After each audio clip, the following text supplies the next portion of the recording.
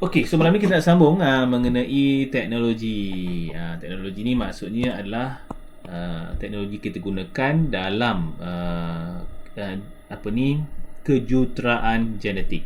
Sama ada untuk improvekan kita punya genetik ataupun untuk orang kata ni apa ni kegunaan kehidupan kita lah, macam pokok-pokok ke, haiwan-haiwan ternakan ke. Dia nak jadikan baka-baka yang bagus. Macam tu lah. Okey, kat sini kita ada beberapa 3 kelebihan dan kelemahan.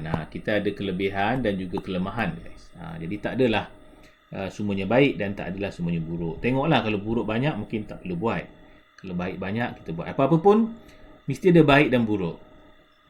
Kan? Sebab dia adalah termodifikasi. Kita nak modify kan genetik tu.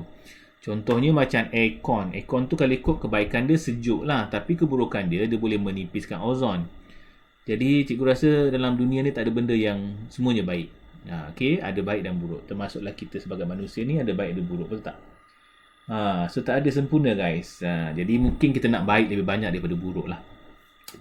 Okay, so antara kelebihan dia. Apakah kelebihan dia? Okay, jom kita buat sikit kelebihan dia. Apakah kelebihan dia? Sekejap, tengok sekejap. Okay lah dia. Okay, alright. So yang pertama kelebihan dia adalah mungkin merah lah. Kita boleh buat makanan yang mengandungi nutrien. Okey, kita ada nutrien yang bagus lah, yang diperlukan oleh badan kita lah, kan? Yang diperlukan oleh badan kita. Itu antara kebaikan dia. Jadi apa yang diperlukan oleh badan kita, so kita boleh buat melalui kejuruteraan genetik ini. Itu antara yang baik. Jadi ada juga yang buruk, tak semestinya baik. Okey.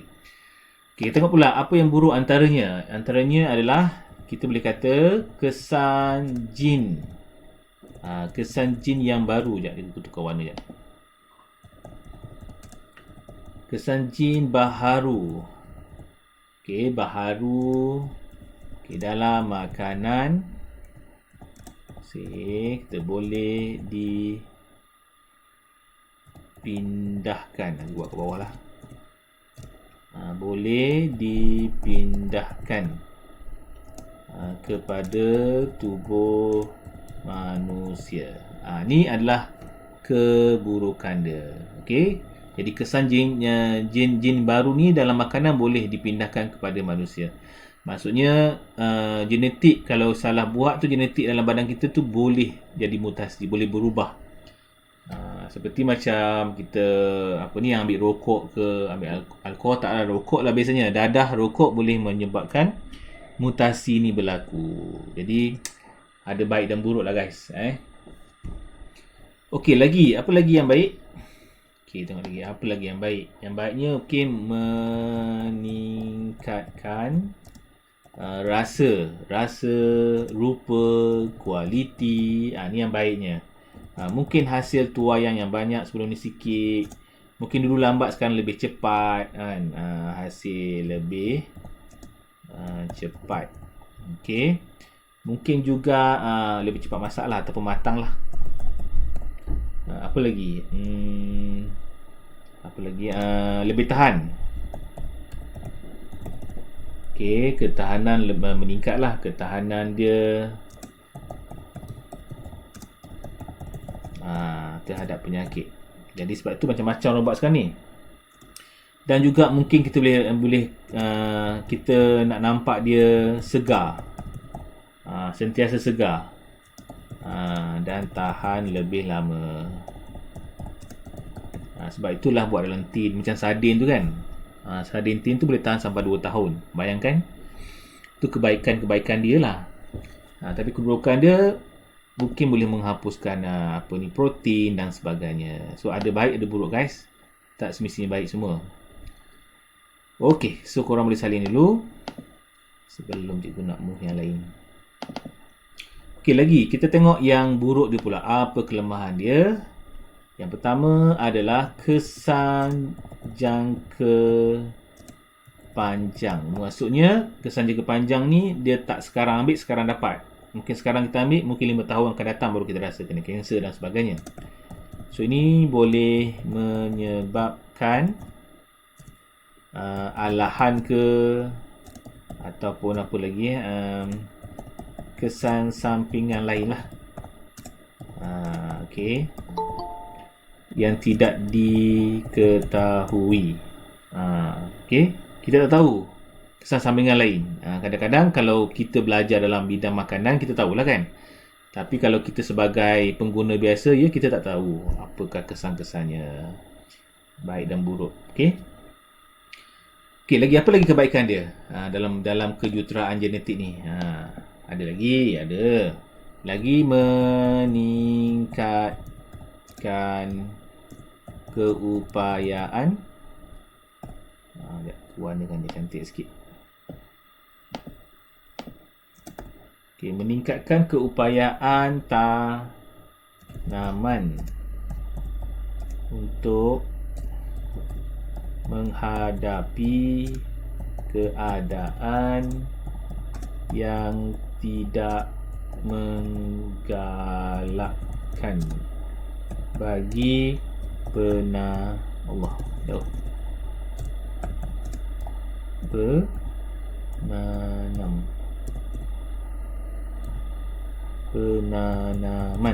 Susahnya.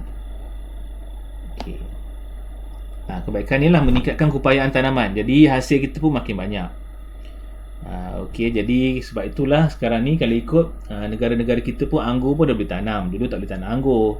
Sekarang tanam anggur. Sekarang ni yang kurma pun dah boleh tanam dekat Malaysia kan.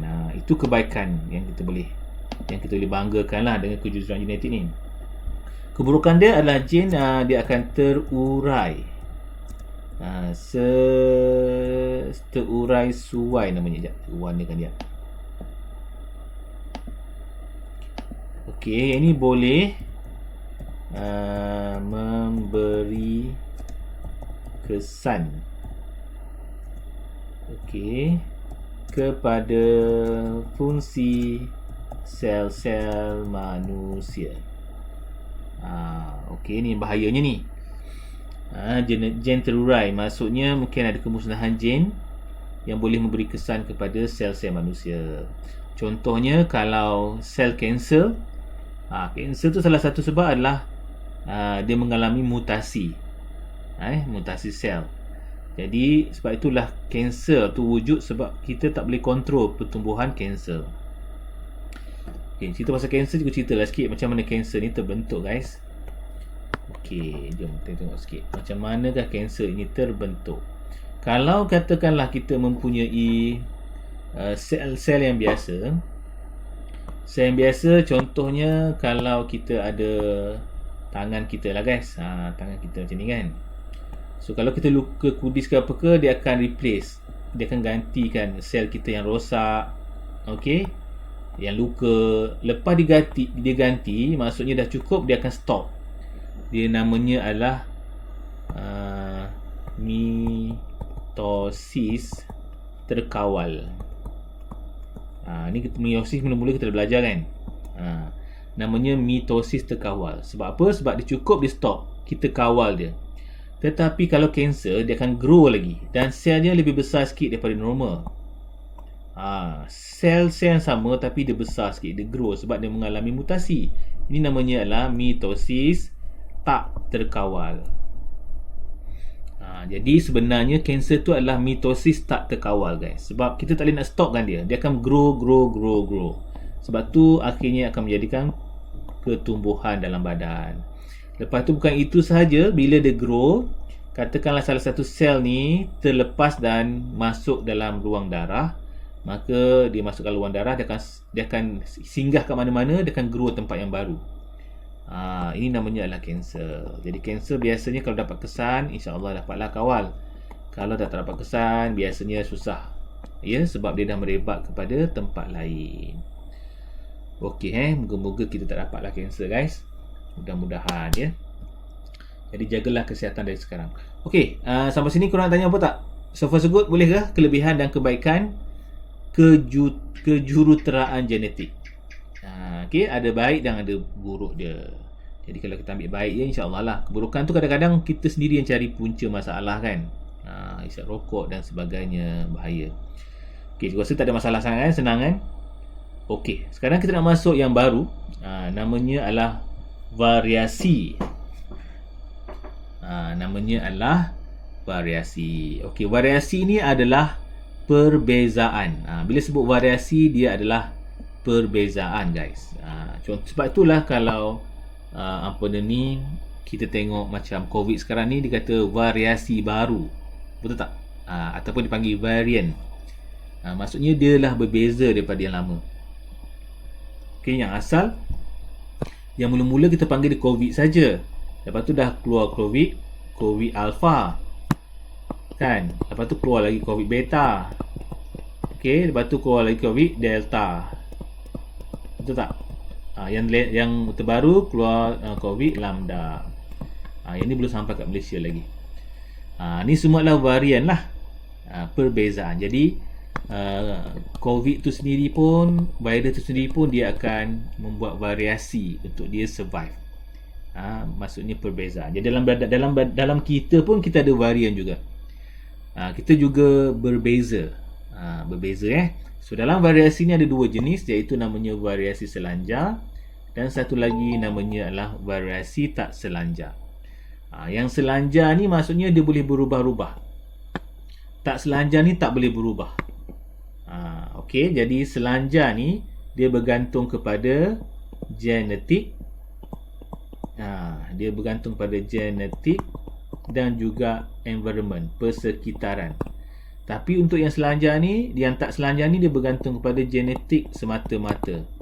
Jadi kalau kita lahir-lahir dah dapat genetik macam ni, maka dah tak boleh ubah apa-apa lah. Tapi untuk yang tak selanjar ni, walaupun kita lahir dalam keadaan tertentu, tapi kita boleh adjust lagi. Contohnya macam kulit. Warna kulit kita boleh adjust, sebab warna kulit kita boleh mengikut keadaan. Ataupun kita boleh pakai kosmetik, boleh cerah kan. Itu namanya mengikut environment. Jadi kulit tu di bawah variasi selanjar, sebab kita boleh ubahkan dia. Katakanlah kalau kita ada kembar seirah sama kan. Tapi kalau satu kat Malaysia, satu kat overseas, tempat yang sejuk, kita boleh nampak kulitnya berbeza. Sebab environment dia berbeza. Ataupun mungkin dari segi badan dia, makan banyak, dia buncit lah.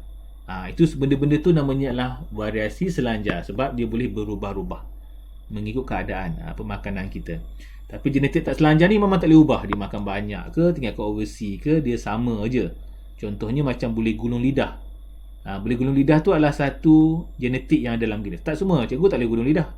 Kalau korang boleh gulung lidah tu, maksudnya awak ada variasi tak selanjar. Tak semua orang ada macam tu. Cuping telinga, cap jari, benda-benda yang memang genetik lahir-lahir dah ada. Tu namanya tak selanjar. Okay guys? Okay. Jadi kat sini kena isilah sikit. Okay, 3 isi Jadi definasi bagi variasi. Apa itu variasi? Jadi kita masukkan sikit, iaitu sebarang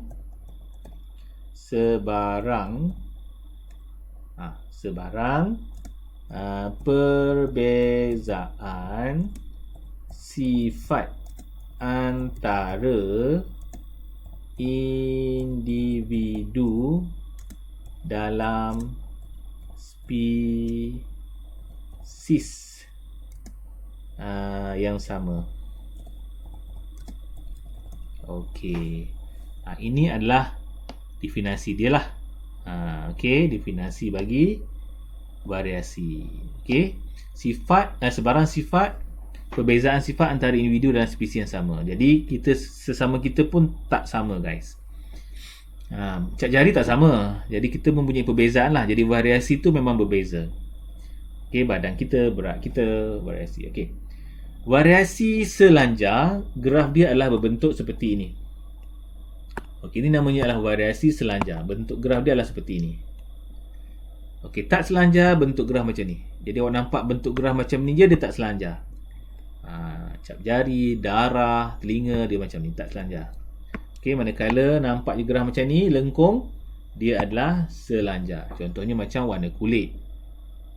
Kan? Warna kulit, apa lagi ya? Tak apa, kita buat. Lupa banyak lah. Okay, jadi kat sini kita nak jawab lah sikit. Apa perbezaan antara selanjar dan tak selanjar ini? Okey, yang pertama. Okey, yang pertama adalah ni, perbezaan sifat adalah tidak ketara. Contohnya adalah warna kulit. Kalau kita compare warna kulit kita dengan kawan kita, dari jauh tak ketara. Dekat mungkin nampaklah sikit cerah dengan gelap kan, tapi dari jauh nampak sama je. Tinggi pun tak ketara. Bila kita ukur baru tahu, oh kita kurang 2 inci lah, tapi nampak dari jauh macam sama je. Faham tak? Berat pun mungkin tak ketara, kecuali besar sangat lah kan. Benda-benda tu namanya lah perbezaan yang tak ketara. Okay, it's not distinct. Okay, kalau katakanlah dia punya perbezaan sifat adalah tidak ketara dan mempunyai ciri-ciri perantaraan. Okey, ciri-ciri perantaraan. Ciri-ciri perantaraan. Okey, nampak macam hampir-hampir sama. Okey, lagi. Kat sini pula perbezaan sifatnya adalah sangat jelas. Nampak? Boleh gulung lidah tak boleh gulung lidah? Nampak dengan jelas guys. Okey, jadi nampak dengan jelas, sifat jelas dengan tiada ciri-ciri perantaraan. Tiada. Memang tiada ciri perantaraan. Nampak dengan jelas. Gulung lidah tak gulung lidah, dia tak adalah nampak sipi-sipi boleh ke tak. Tak boleh gulung lidah, tak boleh gulung lidah. Cuping telinga, kita nampak dengan jelas. Okey. Okey, itu antara perbezaan dia.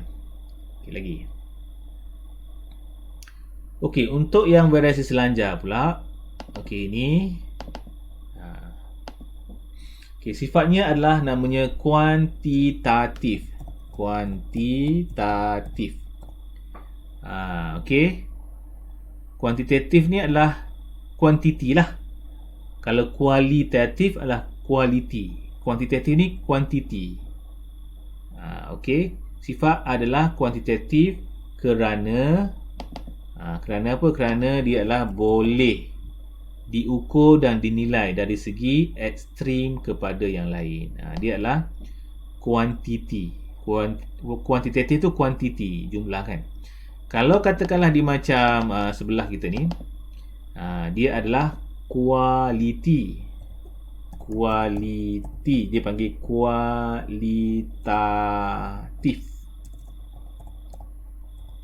Bahasa Inggeris pun sama, kualitatif. Okey.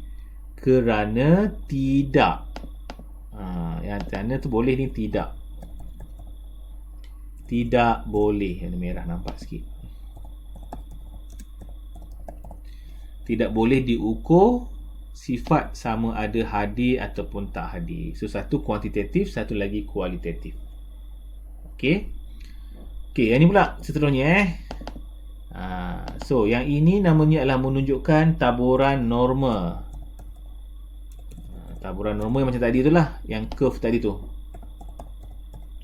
Taburan norma. Okey, manakala bentuk graf ini namanya taburan diskrit namanya. Okey, diskrit ni bentuknya macam tangga-tangga, macam tak sekata lah. Ni. Ini namanya bentuk diskrit. Okey, ini namanya adalah bentuk norma ataupun selanjar. Okey, selanjar. Ini namanya diskrit. Diskrit macam bentuk tangga tu diskrit guys. Macam tangga ni adalah bentuk diskrit. Dia tak even, dia tak sama. Okey, next seterusnya. Okey, dekat sini kita ada faktor. Okey, apakah faktor-faktor yang mempengaruhi mereka ni lah? Tinggi sangat sini, tak apalah ya. So, sini adalah faktor yang pertama adalah genetik. Warna lain. Genetik. Dan satu lagi adalah persekitaran. Macam aku cakap tadi. Manakala yang sebelah ni hanya genetik sahaja.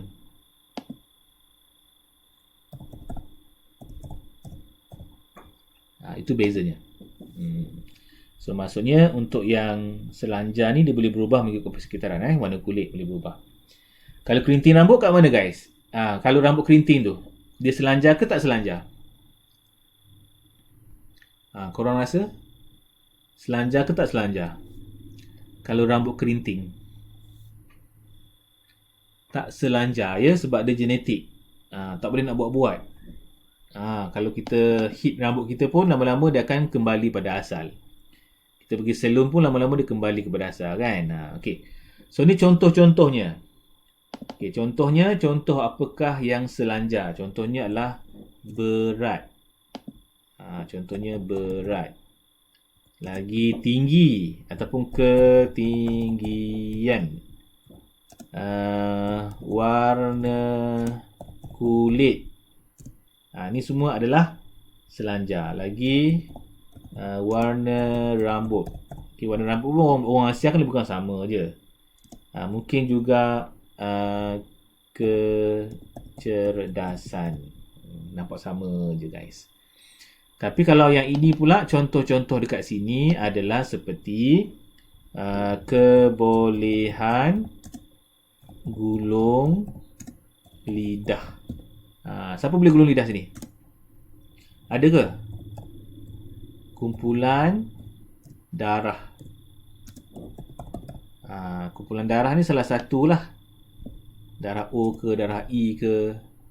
Oh, Syarul boleh gulung lidah ya? Tak selanjar lah Syarul. Special tu. Genetik. Okay, kita ada mungkin jenis cuping telinga. Siapa ada telinga cupingnya bercantum dengan kulit? Dan juga cap jari lah. Cap jari ni semua berlainan. Okey. Dan sebagainya. Kita masuklah tadi jenis rambut. Jenis dengan warna lain. Jantina tak dikira. Tu adalah set. Sebab dia ada kromosom set, dia tak dikira yang tu. Tu tak dikira. Sebab kromosom ni ada autosom dan juga kromosom seks. Jadi tak dikira lah sebagai variasi. Tapi kalau variasi daripada jantina betul lah tu. Tapi variasi daripada sifat tak lah. Okay, next. Kita dah habis dah guys. So kita nak masuk soalan sebenar. Alhamdulillah. Nampaknya kita malam dah habis. Minggu depan dah boleh buat topik lain. Okay, kita nak jawab satu persatu. Juga besarkan sikit supaya nampak. Mungkin ada yang tak print, tak sempat nak print dan sebagainya. Kita buat nombor 1 dulu guys. Okay, korang rasa nombor 1 ni apakah jawapannya? Rajah menunjukkan sebahagian peringkat dalam pembahagian sel. Ini ingat Pak Mat. Hari mula-mula dulu kita cerita pasal Pak Mat. Pembahagian sel. Okey, antara berikut yang manakah urutan yang betul? Ni korang rasa mitosis ke meiosis ni? Tak apalah, jawab dulu. Baru kita tanya. Mitosis ke meiosis? Sebab meiosis biasanya dia akan cakap meiosis 1, meiosis 2. Tahulah meiosis. Kalau mitosis tak ada 1, tak ada 2. Meiosis 1 je. Okey, jawapannya apa Syarul? Syarul rasa apa jawapannya? Okey, kawan-kawan lain tengok siapa yang dapat jawapan begitu. Manakah turutan yang betul? Mana yang pertama ni? Korang rasa mana yang pertama? Ataupun mana yang akhir? Mana yang akhir? Mana yang akhir guys? Tak tahu yang pertama, tahu yang akhir. Okay, macam C. Macam C. Okay, berapakah anak yang dihasilkan oleh mitosis? Berapakah anak yang dihasilkan oleh mitosis? Ni kena buat revision ni. Kena buat revision lah pula kita ni. So, kita ada Pak. Ingat tak? Pak Mat. Profasa. Fasa.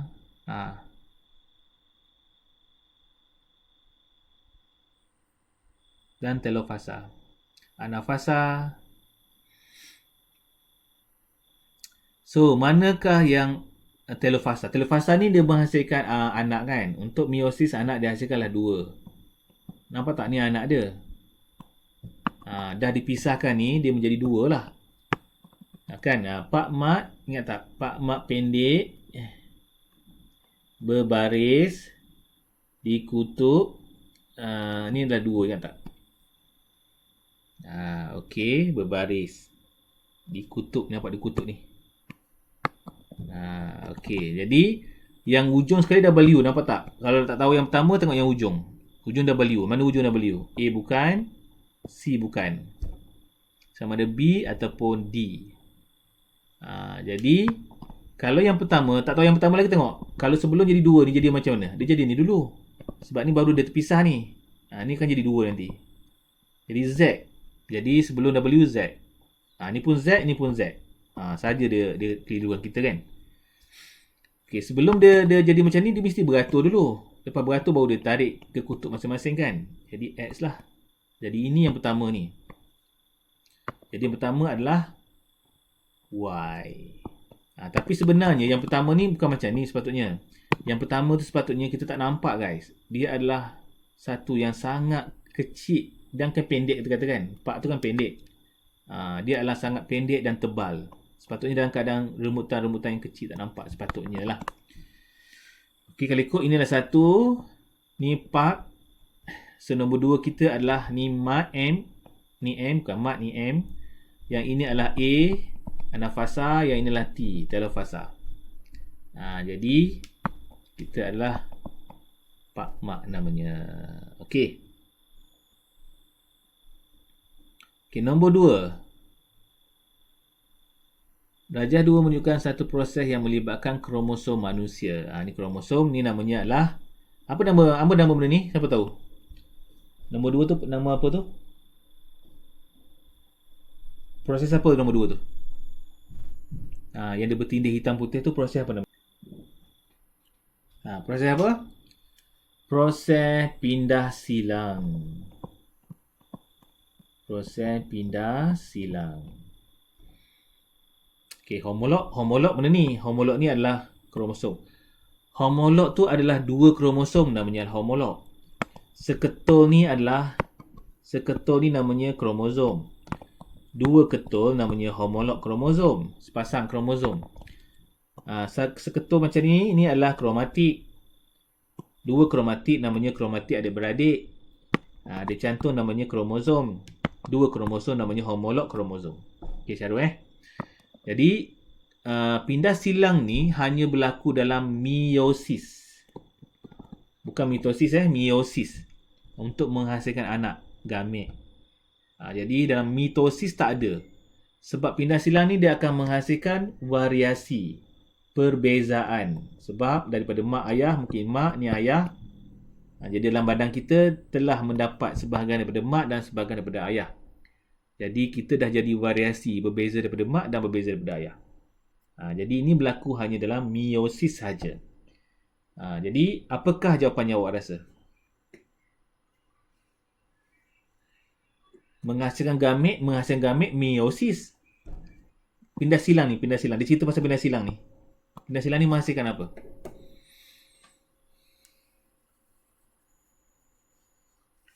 Pindah silang ni menghasilkan variasi guys. Ni, perbezaan. Kalau menghasilkan gamet, dia adalah melibatkan meiosis. Meiosis menghasilkan gamet. Pindah silang menghasilkan variasi. Berbeza. Jadi kita sentiasa berbeza dengan ayah dan mak kita. Kecuali kalau kita dikelonkan daripada ayah atau mak kita lah. Kan kita ambil si ayah atau mak kita terkelon, dapat diri kita. Yang itu memang sebiji macam ayah kita lah. Kita dikelonkan. Itu adalah proses mitosis. Sebab dia tak mengalami proses silang.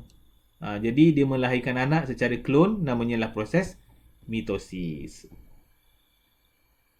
Korang rasa kalau buat klon okey tak? Korang nak tak buat klon? Kalau pendapat korang nak buat klon tak? Okey. Nak buat klon tak rasa-rasanya? Okey. Cuba bagi pendapat sekarang. Siapa okey tu? Siapa yang okey tu? Cuba bagi pendapat sikit. Korang rasa okey tak buat klon? Okey Jawab okey ke? Kenapa okey? Syarul? Okey tak rasa-rasa buat clone? Oh, Aina, Yasmin rasa okey. Why? Satu sebab, Yasmin, kenapa okey? Kita boleh borak dengan diri sendiri ke? Ya. Okey, cloning kita buat sama dengan diri kita, tapi perasaan tak sama dengan kita, guys. Persamaan tak sama. Persamaan kita rasa diri kita ni tak sama dengan clone kita rasa diri kita. Dia akan rasa dirinya lah. Muka je sama. Roh mungkin lain. Jadi tapi banyak buruk daripada baik. Banyak buruk daripada baik. Sebab apa penyakit yang kita ada, dia akan ada juga. Jadi tak adalah kita mati, dia hidup tu kita boleh tumpang roh dia. Tak boleh. Dia akan rasa dirinya lah. Dia tak akan rasa diri kita. Jadi sebenarnya buruk lah bagi cikgu. Sebab dia tak mengalami variasi. Jadi dia tak boleh menangkis persekitaran baru. Sebab diri kita ni daripada 17 tahun lepas awak kan. Jadi awak dibina daripada 17 tahun lepas. Jadi awak memang dibina dengan teknologi 17 tahun lepas. Dengan kuman-kuman pada masa tu. Sekarang dah ada COVID. Kalau kita buat diri kita yang sama untuk akan datang. Jadi yang clone tu tak boleh hidup lama. Jadi dia kena melalui variasi baru. Perkahwinan baru. So anak tu mengalami mutasi baru. So dia boleh survive untuk environment baru. Jadi moralnya tak bagus lah, senang cerita. Kalau untuk haiwan tu mungkin okey lah kan. Untuk manusia ni cikgu rasa tak berapa sesuai. Okey, lupa nak beri jawapan dia. Apa jawapan dia? Okay, nombor 3 apa jawapannya guys? Nombor 3 apa jawapannya? Antara berikut yang manakah betul tentang meiosis? Ingat, meiosis adalah menghasilkan anak guys. Okey, apa jawapannya? Okey, nombor 3. Siapa nak try? Meiosis D ya. Dulu kata D. Kandungan genetik anak adalah sama dengan induk. Itu mitosis. Yang sama dengan induk ni mitosis. Sebab dia sama dengan induk. Contohnya macam sel kulit. Sel kulit mati diganti balik dengan sel kulit baru, sama. Mitosis. Kalau macam ni lah, meiosis kita dah jadi macam cloning. Jadi meiosis ni dia akan menghasilkan variasi, perbezaan. Dia akan menghasilkan anak. Yang kalau jenis macam ni, anak ni maksudnya anak apa ni? Ni anak kalau sel kulit yang baru tu namanya anak lah, anak kepada sel kulit tu. Jadi D tu bukan. Jadi meiosis ni sebenarnya dia akan menghasilkan separuh daripada yang asal. Dia akan jadi 22 tambah X ataupun 22 tambah Y. Ini kan separuh. Betul tak?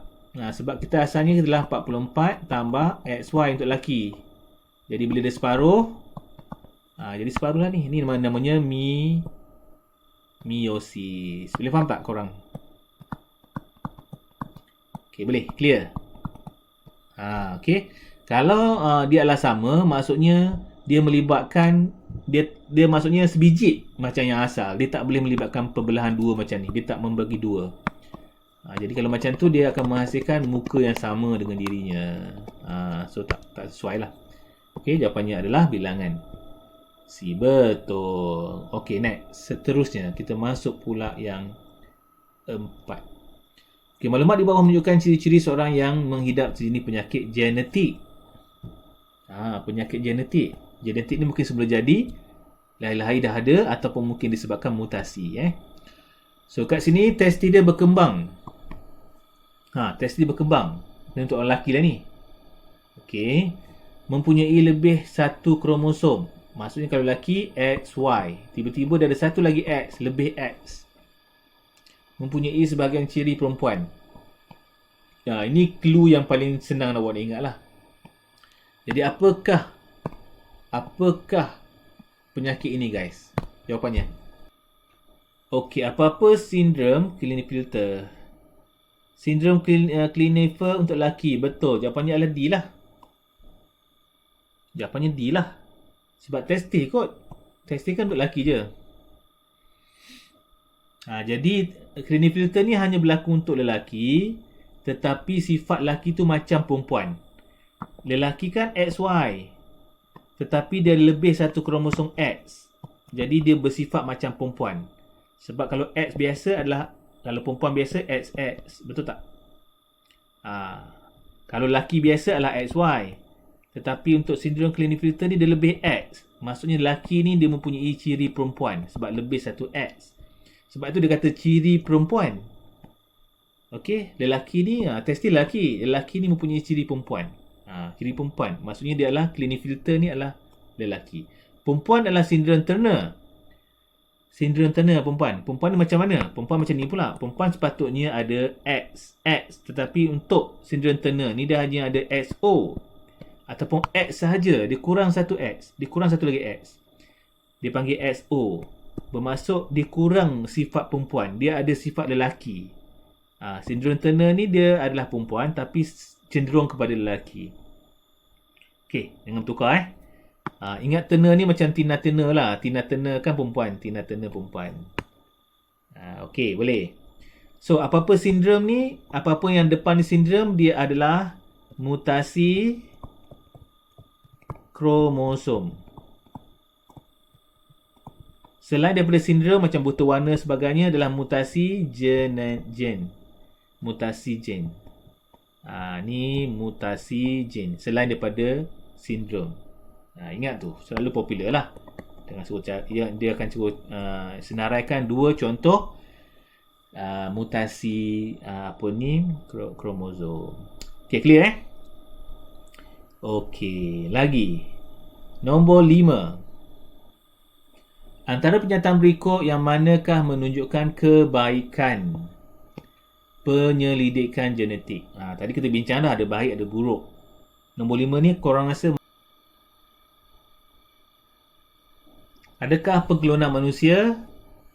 Tak elok. Dia akan merosakkan zuriat dan juga dia tak boleh tahan dengan keadaan baru. Penggunaan senjata biologi tak eloklah untuk peperangan. Itu kan kebaikan ke kemusnahan. Menghasilkan haiwan berbahaya. Contoh biologi ni mungkin boleh buat virus baru untuk serang manusia, kan tak bagus. Menghasilkan haiwan berbahaya yang boleh mengancam manusia pun tak elok. Macam cerita-cerita science fiction tu kan, ada binatang baru dia buat dengan beruang ke jadi apa ke kan. Jadi yang ada sekarang ni sesuai sikit adalah menambah baikkan hasil pertanian. Jadi itu yang paling bagus sikit untuk genetik itu. Okey, nombor 6. Apakah yang terjadi sekiranya pengklonan manusia dibenarkan? Korang rasa?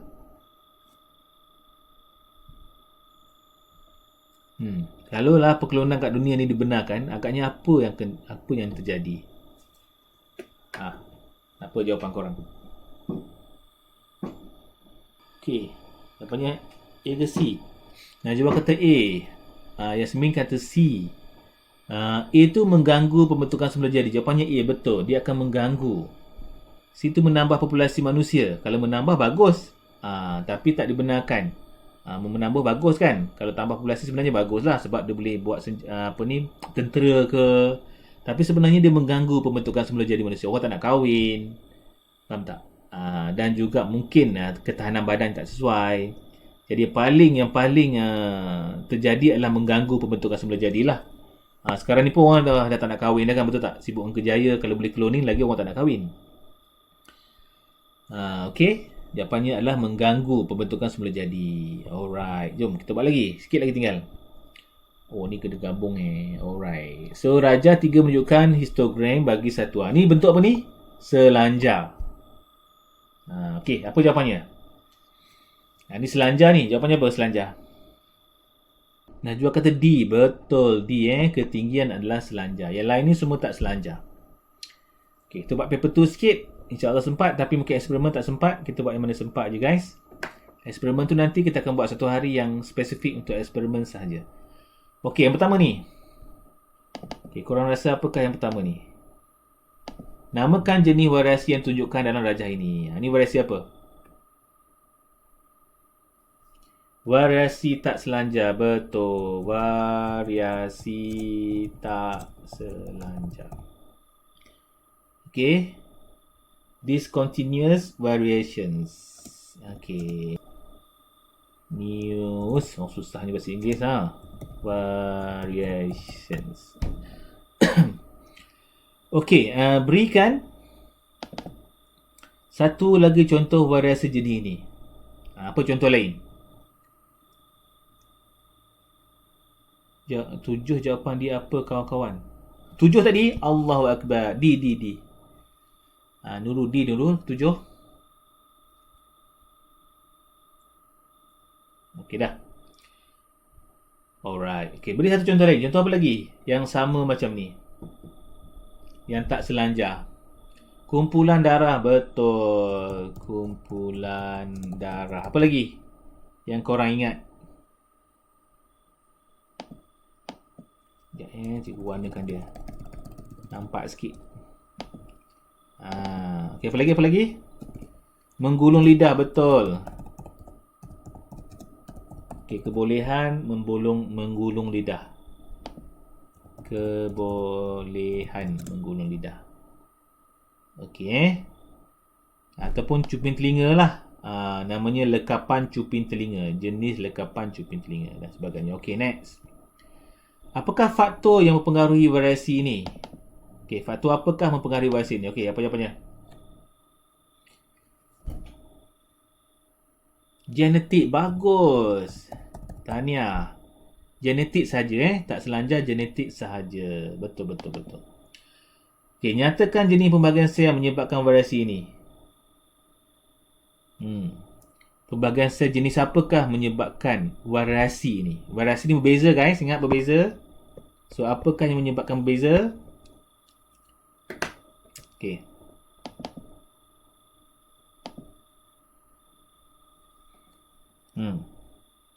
Siapa tahu?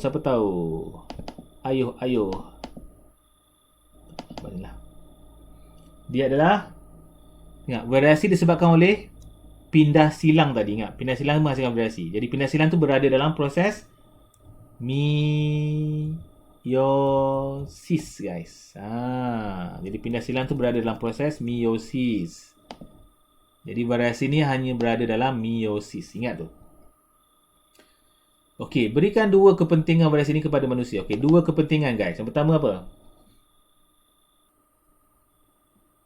Setiap individu berbeza antara satu sama lain. Okey, nombor 2. Kita boleh menghasilkan kepelbagaian. Okey, dalam spesies yang sama. Okey. Jadi 2 kepentingan dia. Kita satu berbeza, satu lagi kepelbagaian. Okey. Nampak sikit. Okey, senang kan? Alright, senang je ni, insya-Allah. Okey, cikgu teruskan lagi. Tengok yang ni. Okey, kat sini kalau kita cantumkan dia akan jadi apa ni? 244 plus XX. Dekat sini 44 plus XX juga. Betul tak? Kat sini 44 plus XY. Okey, kat sini 44 plus XY. Perempuan lah ni. 2 lelaki, 2 perempuan. Okey, itu namanya genotip. Okey, dah lengkap dah. 2 markah dapat. Okey, nyatakan kromosom yang terkandung dalam ovum. Apakah kromosom yang berada dalam ovum? Ovum tu separuh daripada asal. So, cadangkan.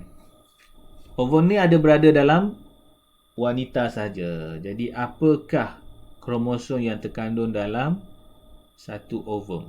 Okey, jawab. Okey, Wan Syahrul kata 44XY. Syahrul, ni. Ini adalah satu ovum. Jadi ovum sebenarnya dia separuh saja. Kalau ovum macam ni maksudnya dia tak pisah lah. Dia dah jadi seketul mak dia dah. Jadi ovum sebenarnya separuh sahaja daripada sel asal. Jadi dia bagi 2, sebahagian-sebahagian. Jadi mak kita ni dipisahkan oleh 2 maklumat. Okey, jadi ovum kita adalah 22 tambah X Sebab perempuan hanya ada X sahaja. Okay, Syarul Sperma pun sama. Ni separuh sperma ni. Dalam sperma ada separuh saja. Dalam ovum ada separuh, dalam sperma ada separuh sahaja. Okay, next lagi. Nyatakan kedudukan jenis kromosom dalam sperma. Nyatakan kedua-dua. Nyatakan kedua-dua. Jadi kedua-duanya tulislah 22 tambah X tambah X kan. Okey, satu lagi adalah 22 tambah Y. Dah settle. Nyatakan kebarangkalian mendapat anak perempuan. 50-50 guys. 50-50. So kita boleh kata 50-50 ataupun 50%. Pun boleh ataupun kita boleh 1/2. Pun boleh ataupun kita boleh buat 50-50. Pun boleh ataupun kita boleh buat 1/1. Mana-manalah. Okay, dah. Sikit lagi. Okay, nyatakan sama ada bapa atau ibu yang menentukan jantina anak. Siapa yang menentukan jantina anak? Bapa ke mak? Mak ke ayah? Sebab ada ayah ada XY. Jadi dia adalah bapa. Tara, dah siap. Okay guys, itu sahaja untuk malam ini. Juga saya nak buat essay ni banyak sangat guys. Okay, nanti kita akan buat satu malam untuk essay sajalah. Sebab essay ni teknik menjawab sikit ni kan. Kalau katakanlah ciri-ciri nak jawab apa. Betul tak? Kalau konsep nak jawab macam mana. Nanti kita akan buat satu malam untuk buat essay saja. Okay guys, jadi untuk malam ni cikgu sudah habis topik ni. Untuk akan datang topik apa lagi korang rasa? Untuk form 4. Cikgu kalau boleh dalam bulan 8 dan 9 ni cikgu nak habiskan form 4. Topik-topik yang ada relate lah. Jadual berkala korang okey tak? Dah belajar belum? Jadual berkala ataupun sokongan pergerakan ke dah belum? Yang ada rangka-rangka tu. Korang ingat ke rangka-rangka tu? Fibula, patella semua ingat? Dah tapi lupa. Rangka-rangka tu. Kan? Jenis-jenis rangka. Dah lupa dah So, kalau macam tu cikgu decide ke? Cikgu decide lah boleh? Cikgu decide sama ada nak buat rangka-rangka tu ke ataupun jadual berkala. Jadual berkala pun okey juga tak? Koordinasi badan. Baik cikgu. Okey, baik. Jadual berkala. Okey, jadual berkala. Okey, cikgu cuba cari jadual berkala nanti. Okay guys, so kalau macam tu kita sampai sini aja.